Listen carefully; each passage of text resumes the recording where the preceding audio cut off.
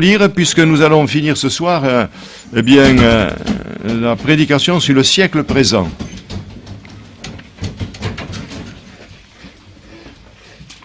Romains 12.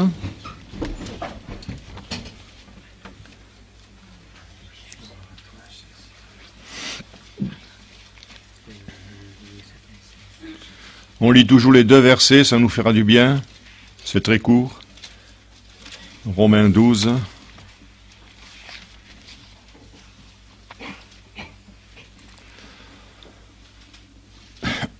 Je vous exhorte, donc frères, par les compassions de Dieu, à offrir vos corps comme un sacrifice vivant, saint, agréable à Dieu, ce qui sera de votre part un culte raisonnable.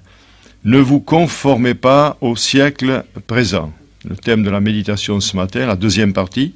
Mais soyez transformés par le renouvellement de l'intelligence afin que vous discerniez quelle est la volonté de Dieu, ce qui est bon, agréable et parfait. Et j'ajoute, pour ne pas perdre de temps, ce que nous avons lu aussi la semaine dernière, 1 Jean chapitre 2 verset 15, « N'aimez point le monde, ni les choses qui sont dans le monde. Si quelqu'un aime le monde, l'amour du Père n'est point en lui. » Est-ce qu'on peut le répéter ça? Si quelqu'un aime le monde, l'amour du Père n'est point en lui. Car tout ce qui est dans le monde, la convoitise de la chair, la convoitise des yeux, l'orgueil de la vie, ne vient point du Père, mais vient du monde. Et le monde passe, et sa convoitise aussi, mais celui qui fait la volonté de Dieu demeure éternellement. C'est riche ça, hein? Donc si je fais la volonté de Dieu, eh bien c'est que je suis sauvé, c'est que j'obéis, et donc je vis éternellement puisque j'ai reçu la vie éternelle. Vous avez remarqué au passage, si quelqu'un aime le monde, l'amour du Père n'est point en lui. Alors, c'est facile, moi je ne sais pas, la Bible, on n'a même pas besoin de la commenter. C'est très clair. J'aime le monde ou j'aime Dieu. Je ne peux pas faire les deux, 50-50, c'est pas possible. Nous nous sommes donnés un jour à lui, mais que jour après jour, nous puissions progresser dans ce qui est bon, agréable et parfait, puisque nous méditerons la volonté de Dieu, c'est cela, c'est discerner sa volonté. Alléluia. Ce qui est bon, agréable et parfait. Mais n'anticipons pas aussi sur le renouvellement de l'intelligence, ça suivra son cours, et nous nous ferons du bien à étudier ces deux versets. Je vous dis, on y était pour 10 semaines, je ne sais pas si on est déjà à la 6e ou 7e, mais l'essentiel c'est que vous soyez fondés, enracinés dans l'amour de Dieu. Nous allons prier.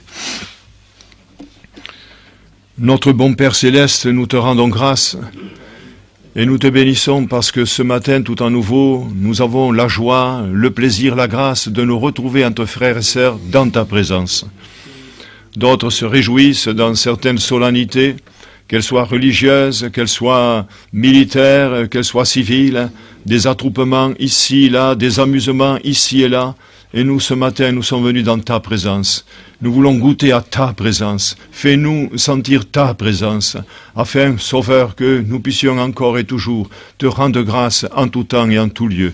Que le nom du Seigneur soit exalté ce matin. Donne-moi d'expliquer sobrement, sagement, simplement le conseil de ta bonne parole, afin qu'il en résulte une instruction pour chacun d'entre nous, au nom de Jésus. Amen. Gloire au Seigneur.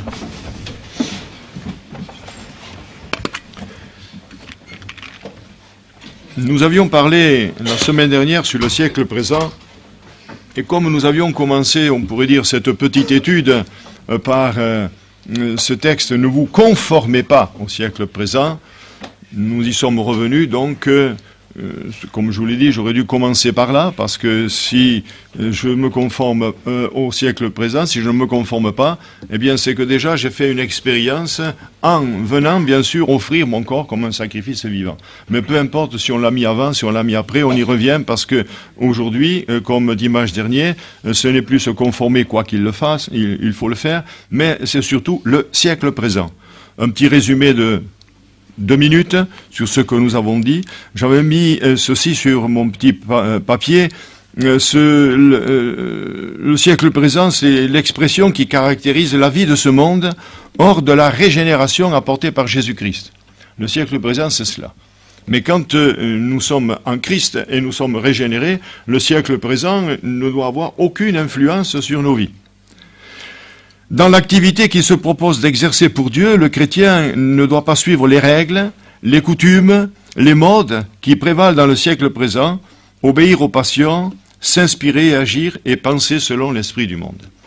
Voilà, nous avions développé cela en disant que le siècle présent, c'était le monde dans son état actuel, plongé dans le mal où règnent les ténèbres et le péché. Et nous avions donné une certitude, c'est que le péché obscurcit toujours l'intelligence. Nous avions parlé de Noé et nous avions parlé de Lot. Voilà, ce matin, nous allons conclure, disons, ce beau texte du siècle présent par les excès. Dans l'évangile de Luc, au chapitre 21, il est dit ceci, verset 34, « Prenez garde à vous-même. » Souvent, on veut que les autres prennent garde. Hein. Souvent, on dit « Prends garde à toi. Hein. » Oui, toi, d'abord, prends garde à toi-même. « Prenez garde à vous-même, de crainte que vos cœurs ne s'apesantissent par les excès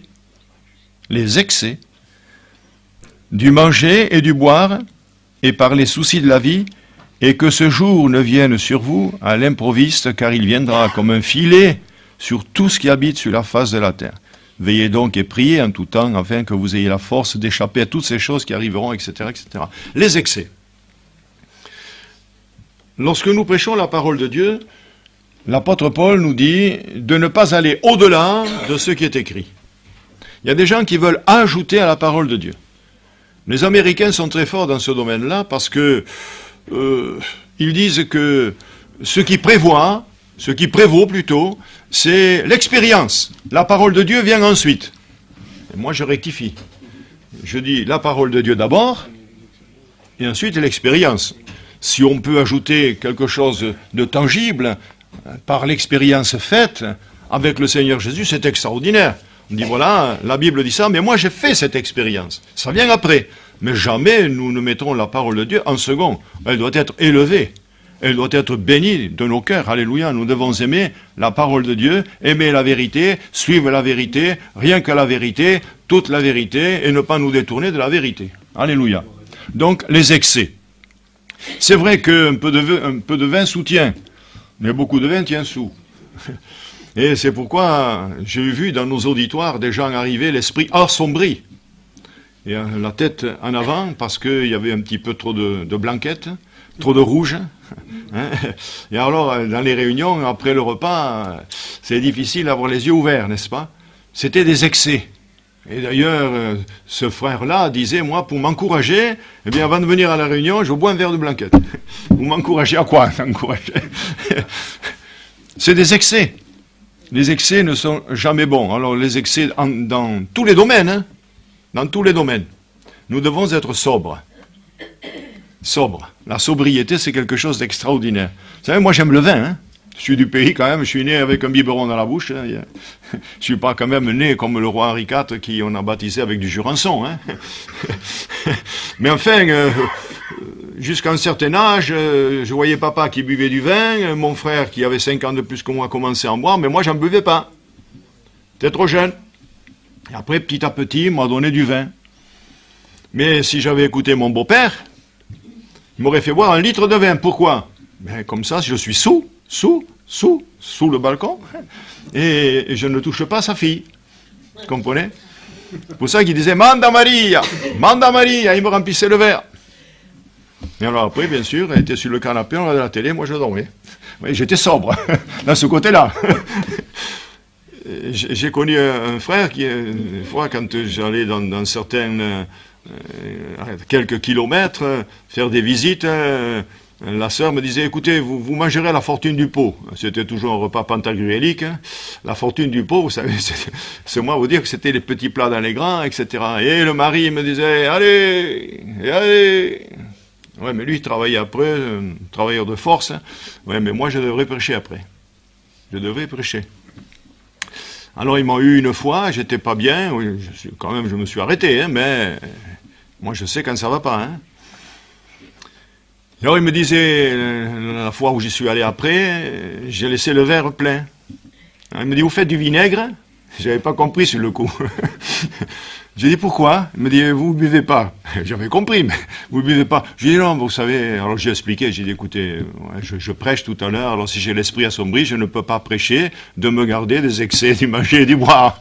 Vous comprenez? Alors c'est vrai qu'on se doit, nous, en particulier, le prédicateur, d'être toujours lucide, parce que si l'esprit de Dieu veut me parler l'après-midi, aujourd'hui, il n'y a pas de problème, on jeûne. Aujourd'hui, formidable. Pour ceux qui restent là, je sais qu'ils ne boiront pas de vin. Mais dans les autres dimanches, eh bien, pour moi, l'essentiel, c'est d'avoir l'esprit clair. Parce que si l'esprit veut me dire quelque chose, il faut que je l'entende. Si je suis sous, l'esprit ne me parlera pas. Vous comprenez? Et ça, c'est pour le prédicateur, mais ça peut être pour vous dans la semaine. Ça peut être pour vous tous les jours de votre vie. Si vous vous levez de table un peu assombri, l'esprit de Dieu vous mettra de côté. Il dira, comme David l'a dit à Achimath, mets-toi là de côté. Oh, je veux être employé par Dieu et j'espère que c'est aussi votre désir. Ensuite, il y a les soucis de la vie. Ah, ces soucis de la vie. Une question de 4 terrains où les épines ont poussé, vous voyez, les cailloux, le chemin, la montagne. Et les soucis de la vie, je crois qu'il y a un texte dans l'Écriture qui dit « Qui peut ajouter par ses soucis une coudée, 50-55 cm, à sa vie ?» C'est vrai que je vous comprends et je me comprends. Des soucis, on en aura toujours.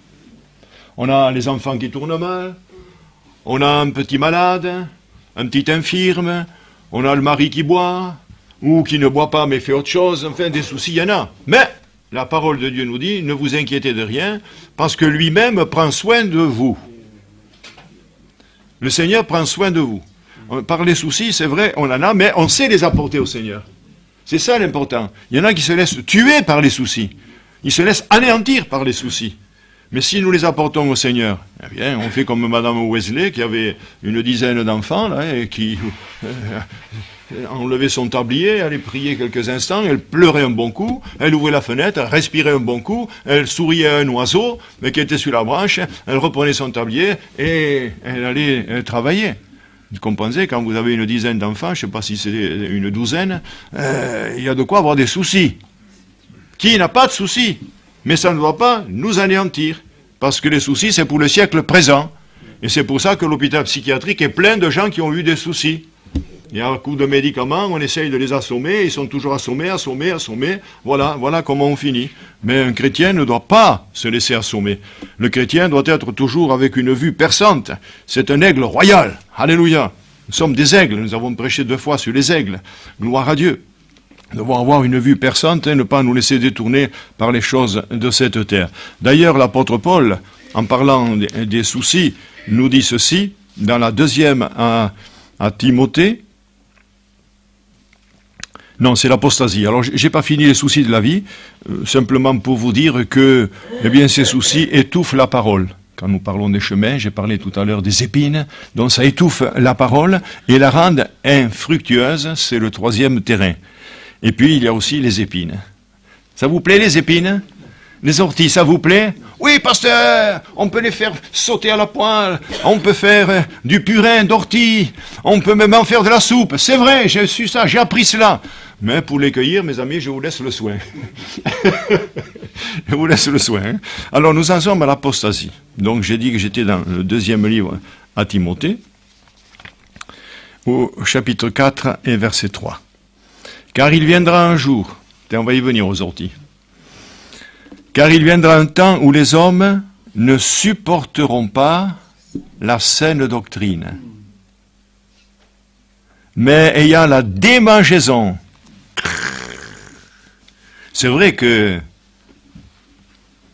gratter, cuit, trop parler, nuit. Vous saviez ça? Trop parler nuit, trop gratter, cuit. J'ai appris ça à Belfort un jour de M. Mu qui a fait quelques années au milieu de nous. C'est lui qui le disait. Alors je l'ai retenu, j'ai cliqué, clac. Oui, ce matin, c'est sorti. Ils auront la démangeaison d'entendre des choses agréables. Alors vous êtes trompé de culte. Hein. Si vous voulez des choses agréables, il faut aller à côté, hein. Ou un peu plus loin. Mais il ne faut pas rester ici. Hein. Parce qu'ici, il n'y a pas les choses agréables. Il y a les choses vraies. Il y a les choses doctrinales. Il y a l'enseignement biblique fondamental. Ils se donneront une foule de docteurs, selon leurs propres désirs. C'est ce qu'ils ont fait en Corse. On dit, qu'est-ce que vous êtes venus faire ici? On a un pasteur, nous c'est un prophète. Seulement, j'ai retenu quand même 45 erreurs en 4 mois. 45, rien que ça. On n'a pas voulu m'écouter, alors je suis parti. Et oui, et ce qu'ils voulaient, eh bien, c'est leur désir. Qu'est-ce que vous êtes venus faire ici? Je suis venu mettre le feu.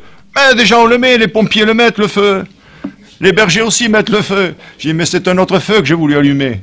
Et vous n'avez pas su le recevoir. Amen. Ils se donneront une foule de docteurs selon leur propre désir, détourneront l'oreille de la vérité, se tourneront vers les fables.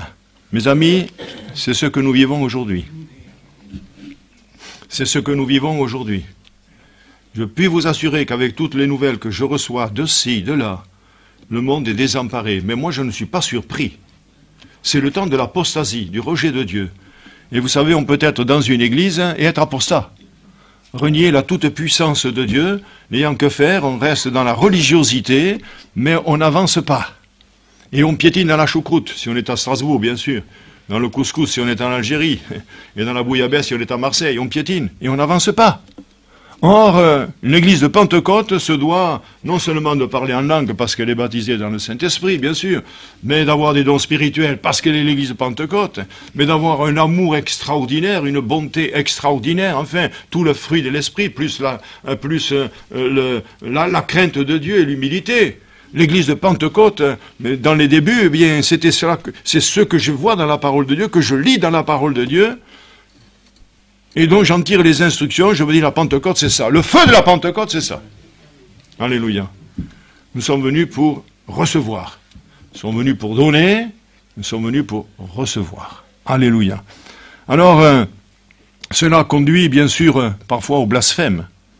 Dans la 2e à Timothée encore, puisque j'y étais, j'y reviens. Dans la 2e à Timothée au chapitre 3, cette fois-ci, et versets 1 à 6, combien de fois nous le lisons dans l'évangélisation? Sache que dans les derniers jours, il y aura des temps difficiles. Monsieur Hulot, qui est ministre de l'écologie, dit ce n'est que le commencement des choses, en parlant de ce qui vient de se passer, l'ouragan Irma et tutti quanti. Ce n'est que le commencement des choses. Qu'est-ce qu'il voit? Aurait-il un esprit prophétique ou lit-il la parole de Dieu qui nous dit qu'il y aura des tremblements de terre, qui nous dit, on ne va pas faire l'étude là-dessus, ce n'est que le commencement des douleurs. Parce qu'un jour, les gens diront aux montagnes, tombez sur nous et cachez-nous de sa colère, car la colère de Dieu, la colère de l'agneau est venue et qui peut subsister. Les gens demanderont aux montagnes de tomber sur eux. Quel effroi, mes amis! Moi, je demande aussi à ce que quelque chose tombe sur moi ce matin. Quoi? L'Esprit. Amen. Et qui tombe. Et qui nous saisisse. Et que nous parlions tous en langue. Alors dehors, ils sont pleins de vin doux. Non, c'est pas la nuit. Il est 10h du matin. Amen. Il était 9h du temps de la Pentecôte. Maintenant, il est 10h20. Attendez quand même la fin de la prédication pour parler en langue. Quoique si vous parlez en langue, je m'arrête. Amen. Si vous êtes saisi pour la première fois, si vous êtes déjà baptisé, calmez-vous, il y a un temps pour tout. Mais si, là, pendant que je prêche, tout à coup vous êtes saisi, allez-y. Je m'arrête. Et s'il y a quelqu'un qui est saisi par le Saint-Esprit pour une prophétie, je m'arrête aussi. Vous savez, il faut être dans le vent de l'Esprit, il faut sentir l'Esprit, il faut faire venir l'Esprit. Et alors nous sommes heureux. Amen. Alors il est dit, car les hommes seront égoïstes, amis de l'argent, fanfarons, hautains, blasphémateurs, je ne vais pas tout lire. Il y a toute une série de vocables, là, insensibles, déloyaux, calomniateurs, intempérants, cruels, etc., ennemis des gens de bien. Non, blasphémateurs. Le blasphème, c'est terrible le blasphème. Il y a des chrétiens qui ont blasphémé. Moi j'en connais, pas ici, mais j'en ai connu. Même un jour ce frère, entre guillemets, a dit, il a vu 3 hommes, il a dit, voilà le Père, le Fils et le Saint-Esprit. Ça, c'est un blasphème, ça. Et je peux pas vous dire tout ce qu'il a pu dire encore, ce qui était encore plus grave. Plus grave. Quand on attribue au diable ce que le Seigneur fait, c'est dramatique. C'est le diable qui t'a guéri. C'est terrible, ça. C'est le blasphème. Alors on peut prendre la scène, on peut venir à toutes les réunions pendant 20 ans, 30 ans, 40 ans, 50 ans, et au dernier jour, la porte est fermée, parce que c'est le seul péché qui n'est pas pardonné. Attribuons à Dieu ce qui est à Dieu et à César ce qui est à César. Maintenant, l'esprit de contestation. Ah, l'esprit de contestation. Souvent, j'ai eu dit aux gens, soumettez-vous au conducteur spirituel, parce que c'est écrit, il y a pour eux de la déférence. Mais c'est des fois des paroles en l'air. Mais néanmoins, je suis obligé de le dire. Je vais prendre 2 exemples dans l'Écriture. Le premier exemple, c'est celui de Manassé. Beaucoup de prédicateurs ont été interloqués, stupéfaits, étonnés de voir que le Seigneur a laissé vivre cet homme, l'a laissé régner pendant 55 ans à Jérusalem. Nous, on l'aurait mis de suite à la porte. Hein. Et il nous est écrit, il fit ce qui est mal, c'est Manassé au chapitre 21 du 2e livre des rois. Il régna, et sa mère s'appelait Siba. Je n'ai pas regardé ce que ça voulait dire, parce que ça ne m'intéressait pas aujourd'hui. Mais il fit ce qui est mal aux yeux de l'Éternel, selon les abominations des nations que l'Éternel avait chassées devant les enfants d'Israël. Plus loin, Manassé fut cause qu'ils s'égarèrent, le peuple donc, et firent le mal plus que les nations que l'Éternel avait détruites. Mais ce que le Seigneur ne lui a pas pardonné dans un premier temps, parce qu'il a fait pécher aussi Juda par les idoles, etc., etc. Vous savez qui était son père? C'était Ézéchias. Un homme qui fit ce qui est bien, ce qui est bon, ce qui est merveilleux. Lui, il a fermé les portes de la maison de l'Éternel, alors qu'Ézéchias, lui, allait les ouvrir, etc. Or, un homme qui conteste. « T'es vieux jeu, papa! J'ai 18 ans, je fais taillot !» L'esprit de contestation. Et aujourd'hui, la contestation est dans tous les domaines. Il y a la France insoumise. Contestation. Contestation au palais Bourbon. Contestation au palais des papes. Contestation à l'Assemblée nationale. Contestation dans la rue. Contestation dans les écoles. Contestation dans les foyers. Contestation, contestation, contestation, je vous aime. Ou je t'aime. On pourrait être verbeux sur ce domaine de la contestation si on voulait feuilleter toute la parole de Dieu. Pharaon contestait la supériorité de Moïse. Il contestait. Ils l'ont contesté pendant 3 fois, les magiciens. Ils en firent autant. Ce que tu fais, on peut le faire. Mais quand Moïse a pris de la poussière, qu'il a jetée vers le ciel, et qu'elle est devenue des poux, alors ils ont dit, ça, c'est le droit de Dieu. Mes amis, notre monde est en contestation. Nous ne pourrons prouver que Jésus-Christ est le Seigneur que lorsque nous vivons une vie comme le Seigneur. Parce qu'on peut toujours dire, Jésus vous aime, Jésus veut vous guérir, Jésus veut vous bénir. Mais si tu ne vis pas cette vie, comment peux-tu témoigner? Alors les gens contesteront. Ben, ils te diront, écoute, change d'abord, je connais ta vie, hein, et puis je viendrai écouter l'Évangile. Frères et sœurs, nous sommes là pour nous sanctifier. Nous sommes là pour changer, nous sommes là pour devenir meilleurs. Amen. Regardez Roboam. C'est aussi dans le premier livre des rois, aussi, pas dans le deuxième, mais dans le livre des rois, où simplement cet homme a succédé donc à son père. Il faut dire que Salomon, c'était pas la panacée hein, vers la fin de sa vie. Moi, j'aurais aimé être comme lui au départ. Il a composé 1005 cantiques, il a composé 3000 cantiques, 1005 cantiques, 3000 sentences. Un homme qui a vu la Shekinah descendre sur le temple, il s'est mis à genoux, il a élevé les mains, il a prié, Dieu lui a donné de la sagesse, lui a donné de l'instruction. Il faut dire que Salomon l'a demandé. Et je suis jeune, moi, pour conduire ce peuple, et moi, je suis trop vieux pour conduire ce peuple. Alors, Dieu lui a donné tout cela. Un homme extraordinaire. Mais quand on regarde le livre des Proverbes, le livre des Cantiques, l'Ecclésiaste, on voit qu'il y a déjà une dégression. Hein. Il commence à patiner, là, déjà. C'est une autre explication. Ce matin, je ne rentre pas dans ce sujet. Mais déjà, on sent qu'il n'est plus au top. Qu'est-ce qu'il a fait, cet homme-là? Eh bien, il a regardé son papa. Son papa avait des concubines, son papa avait des femmes. Mais c'était pas énorme, c'est beaucoup. C'était pas énorme. Mais lui, quand même, je ne sais pas si vous savez qu'il en a eu 1000. Hein? 300 femmes, 700 concubines. Rien que ça. Donc, si je comprends bien, il changeait de femme tous les soirs et il fallait 3 ans pour avoir la première. Terrible. Terrible, cette vie. Et pourtant, sa sagesse demeura avec lui. Il le dit dans l'Ecclésiaste. Même ma sagesse demeura avec moi. Mais pas jusqu'au bout. Parce qu'il était sur un terrain glissant. Et vous savez, à force de marcher sur des planches savonnées, on finit par tomber dans l'eau. Par hasard, pendant la fête du 15 août, eh bien, on mettait une poutre savonnée. Et au bout, il y avait un drapeau, il fallait l'enlever pour avoir un canard. Mais il n'y en a pas beaucoup qui arrivaient au bout de la... parce qu'elle était bien savonnée. Et lui, il a voulu s'exercer à marcher là-dessus. Hein. Moi aussi, à Canlon, j'ai marché sur la poutre, voilà, mais il y avait 2 sœurs qui me tenaient. Il y a la photo, si vous voulez la voir, il y a la photo. À mon tenue. Mais sinon, hop. Et puis je tiens ma vie, hein. Je tiens mes os, même s'ils sont solides, quand même. Et vers la fin de sa vie, eh bien, il est écrit que ces femmes détournèrent son cœur. Laissons Salomon de côté. Il a eu des fils. Il a eu aussi une fille. La pauvre qui a été violée. Et notre ami Salomon a pris son fils Roboam, il a dit, tu sais, hein, il faut que tu mènes une vie exemplaire.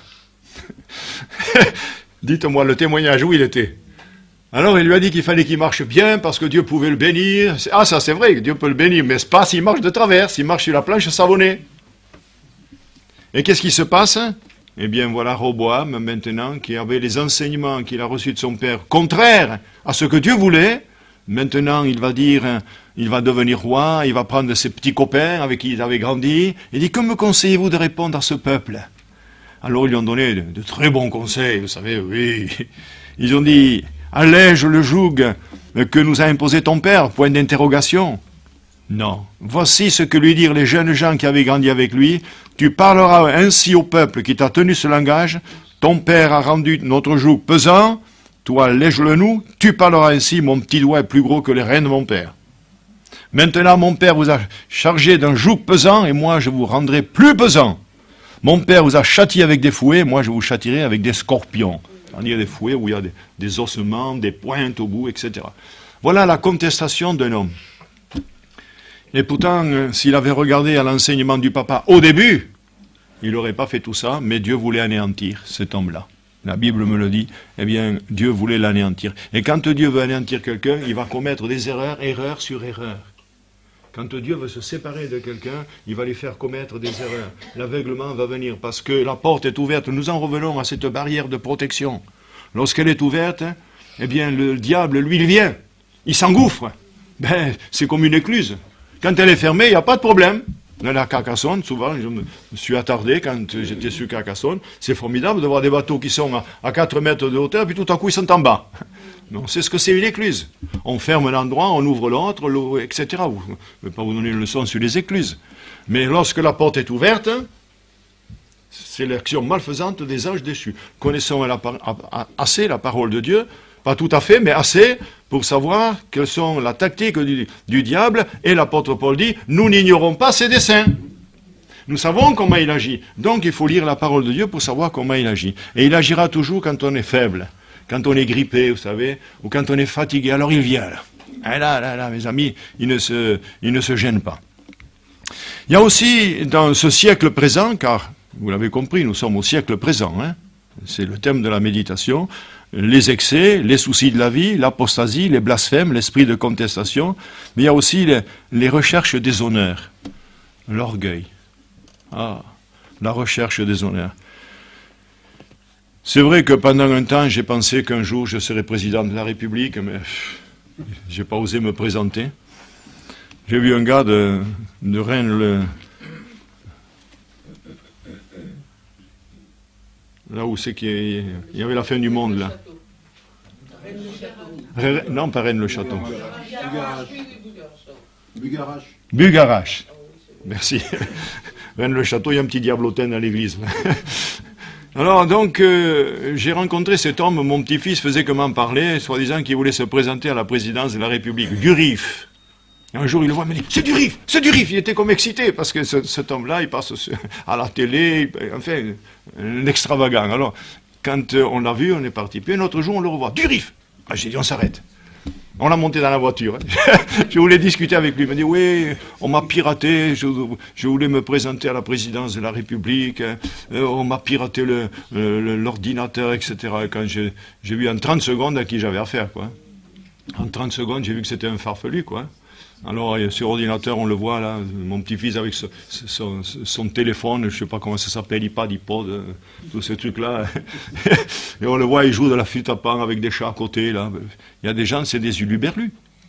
C'est des uluberlus, alors, ils recherchent des honneurs, mais ils n'y arriveront jamais. D'autres, alors, sont haut placés et ils cherchent les honneurs. Pourquoi est-ce qu'on veut être président de la République? Dites-moi. Moi, j'ai des soucis avec 50 personnes. Et eux, ils ont des millions de personnes, et ils veulent être au pinacle. Mais c'est pas possible, hein. Ouh, vivement la retraite, hein. Vous y pensez, président de la République. Mais M. Balladur, en son temps, parce que je lisais Paris Match, et M. Balladur, en son temps, disait, pour être tout à fait en haut, il faut être un tueur. Mais c'est sûr, mon frère me le disait, il a été colonel. Mais il dit, il faut écraser ceux qui sont dessous pour monter. C'est la pyramide. Et c'est le plus fort qui arrive. Alors, pourquoi faire? Pour la recherche des honneurs. On voit la petite rosette ici, là. Hein? Un jour, je l'aurai, moi. Mais, je ne sais pas quand, mais je l'aurai. Amen. Vous riez, c'est prophétique. Et puis, l'orgueil. L'orgueil. Ah, je suis quelqu'un. Ça nous guette tous. Il y a un vieux pasteur qui disait, il parlait aux serviteurs de Dieu, il disait, mes frères, il y a 3 choses qui guettent l'homme, le serviteur de Dieu comme tous les hommes, hein, c'est l'orgueil, c'est les femmes et c'est l'argent. Il y a des gens qui ont mis leur assemblée à leur nom. Des pasteurs qui ont mis leur assemblée à leur nom. Ça fait qu'on peut faire ce qu'on veut, l'assemblée est à moi. Non, ici elle n'est pas à nous, elle est à l'assemblée évangélique, alléluia. C'est en bonne et due forme. Hein. Il y a l'argent. Il y a l'argent. Alors les gens feraient n'importe quoi pour de l'argent. Vous tuez n'importe qui. Des fois pour 20 euros, on a tué quelqu'un. Et puis il y a les femmes, les séductrices. On s'en aperçoit dans le Nouveau Testament, avec la concubine d'Hérode. Il s'est même marié, il a pris la femme de son frère. J'y pensais il n'y a pas longtemps. Quel courage quand même. Moi, je suis allé voir des fois des homosexuels, j'ai eu de la difficulté à leur parler. Leur dire ce que tu fais n'est pas bien. Il y a des difficultés. Mais Jean-Baptiste, lui, il n'avait pas de problème. Bon, c'était le prophète de Dieu. Hein. Il a pris son manteau et est allé. Il ne t'est pas permis d'avoir la femme de ton frère. Lui, ça a passé. Parce qu'il aimait bien. Il dit la vérité, c'est vrai. Mais Hérodias, mes amis, elle cherchait à le faire mourir. Et j'y pensais ce matin en me rasant, c'est pas parce que M. Sarkozy disait qu'en se rasant il pensait être président, mais j'y pensais ce matin en me rasant, et un jour propice arriva. Je lui disais, il faut que je prêche là-dessus à l'évangélisation. Si tu refuses le Seigneur, un jour propice arrivera où tu ne tiendras pas. Et toi, mon frère, ma sœur, si tu ne marches pas selon Dieu, le jour propice arrivera où tu auras ouvert les portes de l'église, comme je dis, la barrière de protection, et le diable te ravira et te sortira de l'église et tu te perdras éternellement. Un jour propice arriva. Et ce jour propice est arrivé où la tête de Jean-Baptiste, vous connaissez l'histoire, c'est un beau message d'évangélisation. Si tu ne reçois pas Jésus comme ton sauveur personnel, si toi tu es un converti ce matin au milieu de nous, si tu ne reçois pas Jésus, ce jour propice arrivera où tu n'y prendras plus plaisir. C'est le siècle présent. Or, nous sommes là, justement, pour vivre le siècle présent selon la parole de Dieu, selon Dieu, et pas selon les excès, les soucis de la vie, l'apostasie, les blasphèmes, l'esprit de contestation, la recherche des orgueils et l'orgueil. Puis il y a la compétitivité aussi. Être en vue. Ah, la compétitivité. On a été plus ou moins sportif. Et laissez-moi vous dire, moi, question orgueil, alors là, j'en tenais une dose. Je voulais être le premier. Et quand je ratais une boule, quand je jouais à la pétanque, j'étais furax. Hein. Parfois, j'ai fait des exploits. J'ai levé la boule à 15 mètres de haut et à 3 cm du cochonnet, en finale. Les gens applaudissaient. C'était première boule, et j'avais encore une autre boule. Et il manquait un point. J'ai dit, il ne faut pas la rater. J'étais là. À 15 mètres de haut. Comme c'était sablonneux, la boule tombait, elle vrillait, paf. debout là, à côté du cochonnet, tout le monde là, c'était la finale. Oh, que ça fait du bien. Tu es quelqu'un. C'est vrai, je venais de gagner un appareil radio en finale avec tourne-disque à Djibouti, c'était formidable. On avait les nouvelles de la France. Mais l'orgueil, la compétitivité, c'était formidable. Oui, être en vue, honoré, je mérite. Hein, et il mérite. D'ailleurs, c'est ce qu'on a dit à Jésus. Tu sais, ce centenier-là, il aime notre nation. C'est lui qui a construit la synagogue. Il mérite que tu lui accordes cela. Non, non. C'est pas parce que tu feras le bien, une béa, comme disaient les scouts, hein, que tu mérites quelque chose. Nous ne méritons rien. Nous sommes des pécheurs de naissance et nous finirons pécheurs. Ça, il faut que vous le sachiez. Donc, il y a toujours une tendance à pécher, puisque le venin est en nous. Mais, merci Seigneur, nous avons été lavés, purifiés, sanctifiés. Mais il y a toujours cette tendance, si nous ne maîtrisons pas par l'esprit la chair, nous avons la tendance à pécher. Oh, mes frères et sœurs, ça c'est l'esprit du siècle présent. Mais l'enfant de Dieu peut triompher, parce qu'en lui, nous avons la victoire. En lui, par lui et pour lui. Gloire au Seigneur. Nous restons dans la victoire. Et puis il y a la mode. Oh, on ne va pas en parler, il y a toute une prédication sur la mode. Hein. Si vous voulez vous instruire, vous mesdames comme messieurs, vous avez de quoi vous régaler sur la mode. La mode sous tous ses aspects. Ben, je dirais simplement trois lignes. Eh bien, la femme aura une tenue et une allure féminine. Ça, aujourd'hui, c'est fini. Ne dites pas qu'on l'a prêché à Limoux. On dit, oh, mais c'est Berdeil, ça. Une allure, oui, et une tenue féminine, et l'homme aura une tenue et une allure masculine. C'est clair, c'est net. Alors, laissons le reste aux enfants de ce siècle et aux démons, et au diable. Laissons le reste. Ils font ce qu'ils veulent, mais nous voulons rester foncièrement bibliques. Puis, il y a aussi la convoitise. Ah, la convoitise. Ils étaient tellement affamés, les fils de prophètes du temps d'Élysée, qu'ils ont mis la cuillère dans le pot. Et... C'était beau, ils avaient faim. Oh, homme de Dieu, la mort est dans le pot. Et souvent, on pense, parce qu'on a vu quelque chose... Vous savez, c'est Madame Castillo, je peux la citer ce matin, elle me disait, la création de Dieu est belle. Alors elle dit, mais le serpent aussi, c'est joli, vous avez vu les couleurs qu'il a, essayez de le caresser. Caressez-le, puisque c'est joli, c'est une création de Dieu. Il y a des champignons qui sont jolis aussi, vous savez, les rouges avaient des points blancs. Ah, c'est joli, hein? Ben, mangez-en. Il y a tellement de choses comme ça, la convoitise. Alors, il y en a dans la parole de Dieu des thèmes, ça serait trop long pour parler, détailler vraiment tout ça, la convoitise. Mais dans 1 Jean, c'est écrit, je reviens au chapitre 2 et verset 15, il nous est écrit la convoitise, tout ce qui est dans le monde, la convoitise de la chair, la convoitise des yeux et l'orgueil de la vie. 3 choses.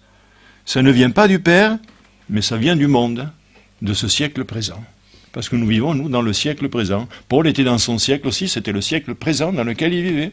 Nous vivons tous dans un siècle présent. Et le monde passe. Tout passe. Et on trépasse. Le livre des psaumes nous dit, le temps passe vite et nous nous envolons. Le monde passe, ça convoitise aussi. Mais celui qui fait la volonté de Dieu demeure éternellement. Il y a les crédits également qui sont dans le siècle présent. Mais ne vous inquiétez pas. Ne vous inquiétez pas. Vous paierez. Alors, on va vous faire le calcul, madame. Ne vous inquiétez surtout pas. Hein. Voilà, on va faire le calcul. Ben, combien pouvez-vous mettre? Oh, chérie, on peut mettre combien? Alors, vous savez, ces gens-là, ils sont forts. Hein. Mais quand vous avez signé, j'ai des témoignages, hein, cela. Je vais vous les donner, hein, 5 minutes. C'est jeune, aujourd'hui, on peut prêcher jusqu'à 2 heures. C'était à Sorgues. J'habitais Orange. Orange, Sorgues, 8 km, non, une vingtaine de kilomètres, et Sorgues, Avignon, 8 km.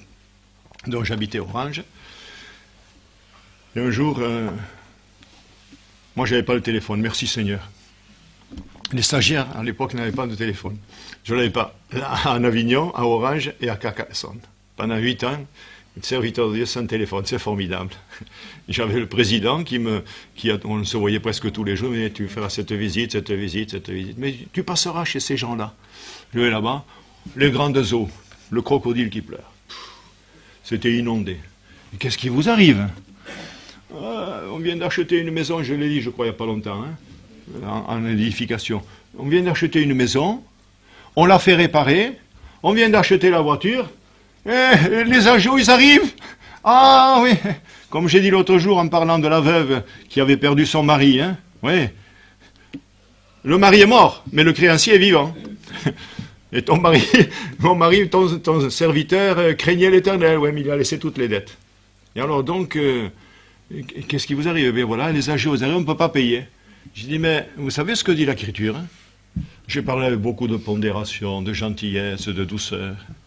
J'ai dit, vous savez que si vous allez vers des personnes, à 20 000 personnes qui marchent contre vous, et vous n'avez que 10 000, vous avez intérêt à mettre le drapeau blanc. Hein. Si vous voulez construire une tour, il faut d'abord calculer la dépense. Hein. C'est la bienséance, c'est la sagesse même. Ma maman me disait, mon fils, tu vois, cette armoire, elle m'a coûté à l'époque 100 francs. J'ai 90 francs, j'achète pas. J'ai 110 francs, j'achète. Ça a été notre principe de toute ma vie. J'ai toujours fait ça. Oh, on a fait des crédits aussi de 3 mois gratuits. Parce que j'ai dit, si elle tombe en panne, la machine à laver, ils seront obligés de venir. Là. Je pouvais payer, mais je disais, c'est un crédit gratuit, c'est différent.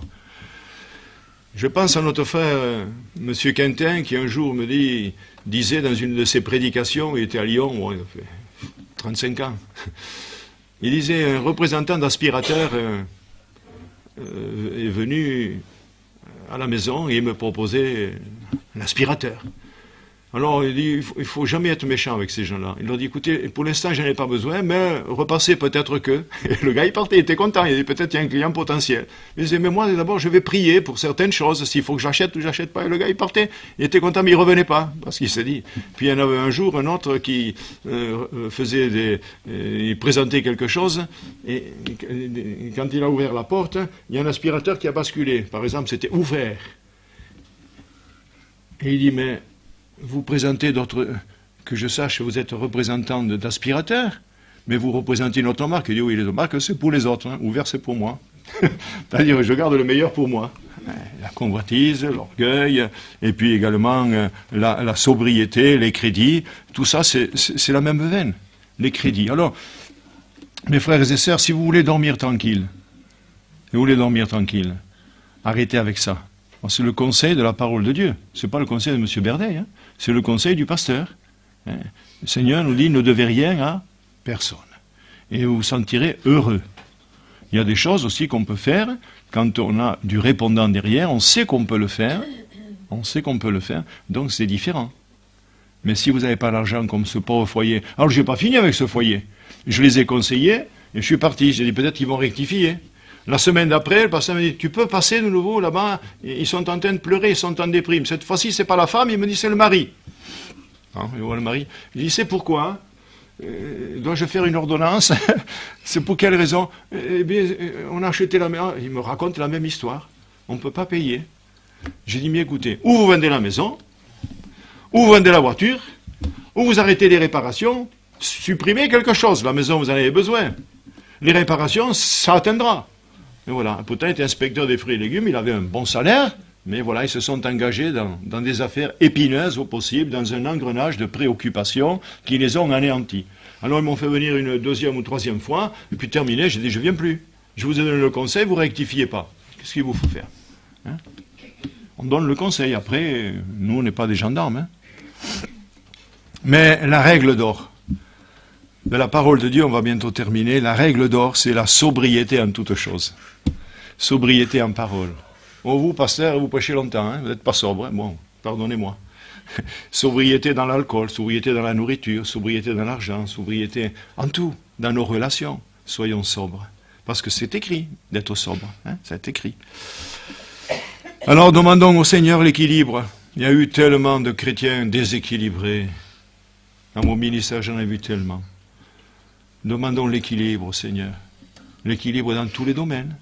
Et nous en porterons très bien. Et quel est cet équilibre? Je l'ai dit tout à l'heure, l'amour, la sagesse et l'humilité. Maintenant, pour conclure, est-ce que je peux me permettre de vous donner un conseil, un dernier conseil ce matin?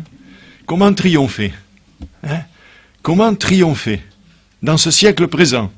Il y aurait 1000 choses à dire. Mais je vais simplement vous citer la première épître selon saint Jean, au chapitre 5, Et au verset 3 à 4, chapitre 5, versets 3 à 4, l'amour de Dieu consiste à garder ses commandements. Et ces commandements ne sont pas pénibles. Parce que tout ce qui est né de Dieu triomphe du monde, ce siècle présent, et la victoire qui triomphe du monde, c'est notre foi. Elle est belle la conclusion, hein? Made in birthday. Non, made in Jean. C'est Jean. Alléluia. Alors, je le relis pour ceux qui peut-être n'ont pas bien saisi. L'amour de Dieu consiste à garder ses commandements. Vous n'aurez pas de problème là. Hein? Si vous gardez les commandements de Dieu, vous n'aurez pas de problème pour le siècle présent. Et ces commandements ne sont pas pénibles. Donc quand on dit, vous savez, la vie chrétienne, hein, oh c'est dur, hein. Oh frère, réunion le mardi, il faut monter à Quillan aussi le lundi. Oh d'ailleurs j'y vais plus à Quillan. Bon, le mardi, le frère Benoît, quand il était à l'auto-école, il a parlé à quelqu'un, et quand il lui a dit le menu de la semaine, il a fait comme ça. Ça c'est pas enregistré. Ça fait trop, hein. Ça fait trop. Alors, le mardi, puis il y a un temps de jeûne, le mardi midi, puis ce pasteur, il faut le liquider parce qu'il vous fait trop de réunions, il vous fait prier tout le temps, il dit qu'il faut prier, prier, jamais se relâcher. Je sais pas où c'est qu'il a trouvé ça, mais il le dit. Alors donc, après, il vous fait venir le jeudi vous fait venir, au lieu de commencer à 8h30, comme toutes les églises traditionnelles, non, il vous fait venir à 7h, il fallait venir. Maintenant, on a élargi un petit peu, on a vu que les chrétiens étaient fatigués, on les fait venir à 8h. Bon. Et puis, jusqu'à 10h, là, vous priez, vous écoutez la parole de Dieu. Le dimanche matin, c'est pareil. Ah, il faut venir de bonne heure prier à 9h, il faut être là. Oh là là. Il y a quelques-uns de Quillan qui sont allés se plaindre au maire en disant que je les obligeais, les chrétiens, à venir à 6h du matin à la prière. C'est vrai que pendant un temps, on a eu la prière à 7h du matin, c'était pas 6h, c'était de 7 à 8, pendant un temps, mais on n'a jamais obligé les gens. Ils sont allés dire au maire, mais qu'est-ce que c'est ça? Alors, il a fallu que je me justifie et tout, montrant la véracité des Écritures. Alors, ça s'est bien passé, mais il avait écrit une lettre au maire. Il dit, pensez un peu, des chrétiens de l'Église. Ils sont plus là, bien sûr, ces gens-là. Ils brillent comme les étoiles, vous savez, les étoiles filantes. Ils brillent un temps et puis on ne les voit plus. Et tous ceux qui font le mal, vous ne les verrez plus. Vous ne les verrez plus. Je parlais vendredi, puisque nos frères du voyage, c'est comme ça qu'on les appelle, sinon des fois je dis les Roms, les Gitans, enfin il y a plusieurs catégories. Hein. Alors ils m'ont dit, bon, on aimerait vous entendre aussi. Bon, alors j'ai assuré la réunion et je leur ai parlé que j'avais des morts sur la conscience. Quoi. Hein, alors tout le monde riait, ça riait aux éclats. Là. Et je faisais comme ça, pouf, allez, un de plus, un journaliste. Voilà. Et oui, parce qu'ils avaient touché au serviteur de Dieu. Ils avaient touché, et quelques jours après, un c'est un mois, l'autre ça a été 8 jours après, les autres quelques mois, mais ils sont tous passés à la trappe. Ils ont voulu critiquer l'homme de Dieu, qui avait raison. S'il a tort, bon, vous pouvez le critiquer si vous voulez, hein, ça vous regarde, mais enfin, il vaut mieux pas. Mais quand même, 5 morts sur la conscience. Alors, ils étaient contents, hein, les gens du voyage, ils riaient aux éclats, là, mais ils ont écouté quand même le psaume 23. Hein. Alléluia, gloire à Dieu pour le psaume 23. C'est vrai que ce n'est pas le psaume d'un idéaliste, d'un rêveur, c'est un homme qui connaît Dieu. Et si nous connaissons Dieu, frères et sœurs, nous ne vivrons pas selon le siècle présent, mais nous nous conformerons aux commandements qui ne sont pas pénibles, parce que tout ce qui est né de Dieu, est-ce que vous êtes né de Dieu? Si vous n'êtes pas né de Dieu, vous ne triompherez jamais, et un jour ou l'autre, vous serez vaincus. Il faut naître de Dieu. Alléluia. Triomphe du monde. Voilà. Celui qui est né de Dieu triomphe du monde, et la victoire qui triomphe du monde, c'est notre foi. Mon frère, ma chère sœur, ne te laisse pas arrêter. Parce que tu entends ce que tu vois, ne te laisse pas arrêter, mais marche. Il me semble que c'est au chapitre 12 de Daniel, où il est dit, toi, marche vers ta fin. Tu te reposeras. Alléluia. Marche vers ta fin. Puis un jour, tu te reposeras. Tes affaires, tes épreuves, elles finiront un jour. Nous sommes tous dans les épreuves. Mais ce qui triomphe de ce monde, c'est notre foi. Parce que, comme l'apôtre Paul, nous pouvons dire, je sais en qui j'ai cru. Alléluia. J'aime bien ce chapitre de la fin. Hein. Toi, marche vers ta fin. C'est-à-dire, continue. il y a encore des combats, il y a encore des hommes, des femmes à sauver. Il y a ton mari, il y a ton fils, il y a ton petit-fils, il y a ton épouse, etc. Nous avons tous quelque chose. Nous avons tous des enfants. S'il n'y a pas des enfants, nous avons tous des parents. Et nous avons même des gens dans le quartier. Enfin, il y a le monde. Alors, si on vit comme le monde, ils diront, mais on dirait il est des nôtres. Il a bu son vin comme les autres. Mais si on vit comme le Seigneur, nous aurons des tribulations dans ce monde, parce que je crois que c'est Jésus qui l'a dit, non? Je ne me trompe pas. Il a dit, vous aurez des tribulations dans ce monde, mais prenez courage.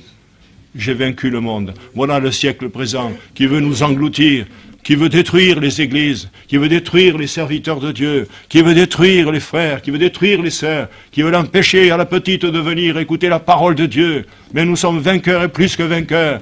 Et nous avons prié dimanche à Sarala, gloire à Dieu. Nous voulons croire que par la foi, ce que nous demandons, nous le recevons de Dieu. Alors marchons jusqu'à la fin. Suivant le rythme que nous pouvons assumer, certains marchent doucement, mais vous savez, la tortue, elle est toujours en première, elle.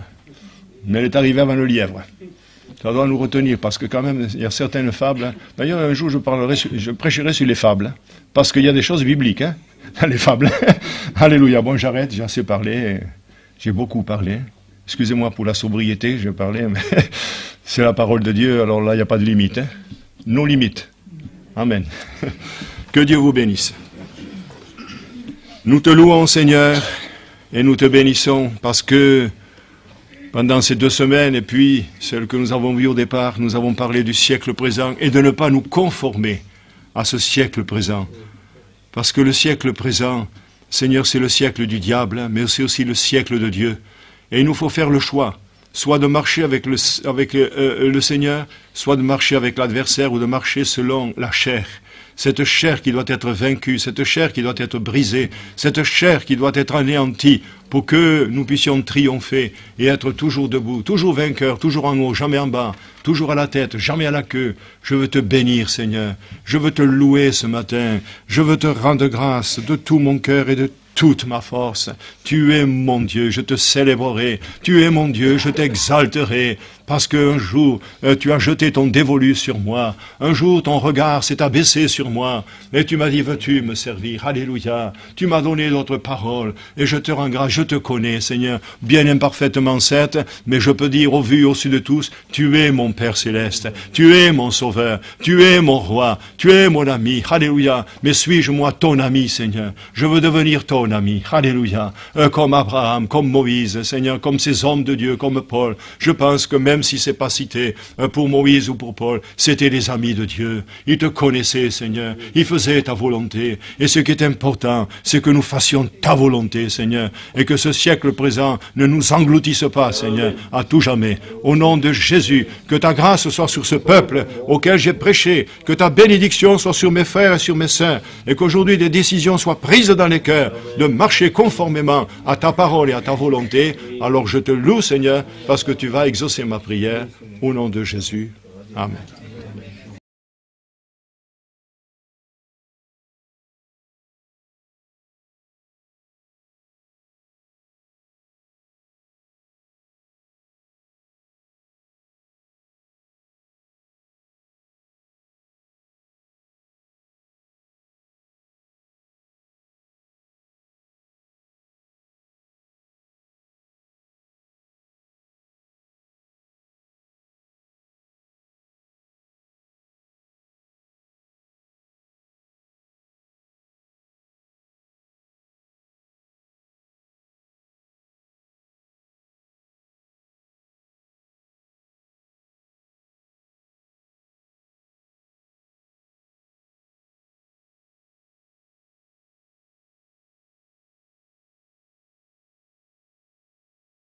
Lire, puisque nous allons finir ce soir la prédication sur le siècle présent.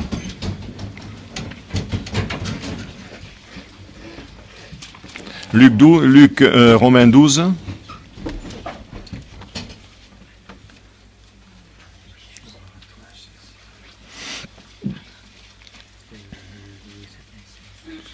On lit toujours les 2 versets,